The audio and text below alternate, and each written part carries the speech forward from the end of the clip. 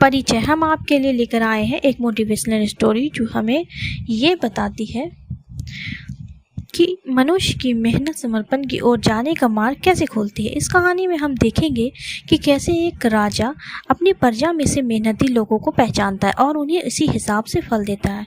क्या राजा के चुनाव ने सचमुच लोगों की नैतिकता और मानसिकता की पहचान की है? चलिए इस कहानी की रोचक यात्रा पर निकलते हैं जो हमें एक अनूठे दर्शन की ओर ले जाएगी।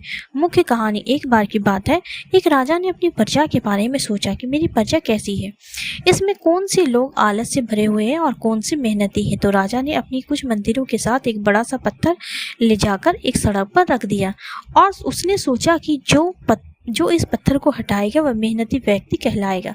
उसने पत्थर के नीचे कुछ सोने की मोहरी रखी थी। इन सोने की मोहरों से कोई भी व्यक्ति एक धनी व्यक्ति में परिवर्तित हो सकता था। इसी तरह कई दिन बीत गए, पत्थर नहीं हिला क्योंकि लोग वहां से आते और जाते, परंतु कोई भी उस पत्थर की तरफ देखकर उसे हिलाने का प्रयास नहीं करता। हालांकि लोगों को बहुत दिक्कत हो रही थी उस पत्थर से, क्योंकि बीच सड़क में आने से, परंतु लोग अपने काम से काम रखते थे और किसी ने भी उसे हटाने का प्रयास नहीं किया क्योंकि उसमें मेहनत लगती है। एक दिन एक गरीब किसान अपने धान की बोरी लेकर वहां पहुंचा।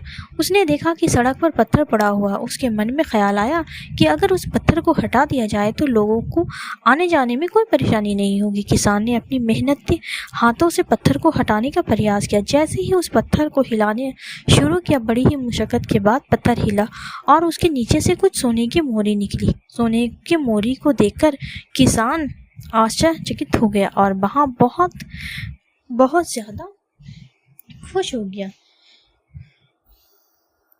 वह समझ गया कि उसकी मेहनत और संघर्ष ने उसे एक महत्वपूर्ण और बेहतर भविष्य दिलाया है। उसे तुरंत बाद किसान अपने राजा के पास जाता है और उसे पूरी कहानी के बारे में बताता है। तो राजा कहता है कि ये सोने की मोहरी तुम्हारी है। क्योंकि ये तुम्हारी मेहनत का फल है।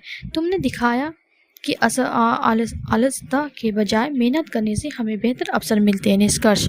इस कहानी से हमें ये सीख मिलती है कि हम आलसता से दूर रहकर मेहनत करनी चाहिए। जीवन में सफलता पाने के लिए इसे संघर्ष का सामना करना होता है और अपने लक्ष्य की प्राप्ति के लिए हमें समर्पित करना होता है। आलस्य से कुछ नहीं मिलेगा। ये कहानी हमें ये बताती है कि हम हमेशा मेहनती और सक्रिय रहना चाहिए, क्योंकि सिर्फ सोचने से कुछ नहीं मिलता, करने से ही सफलता हासिल होती है। आपको हमारी कहानी कैसी लगी हमें कमेंट ज़रूर करें।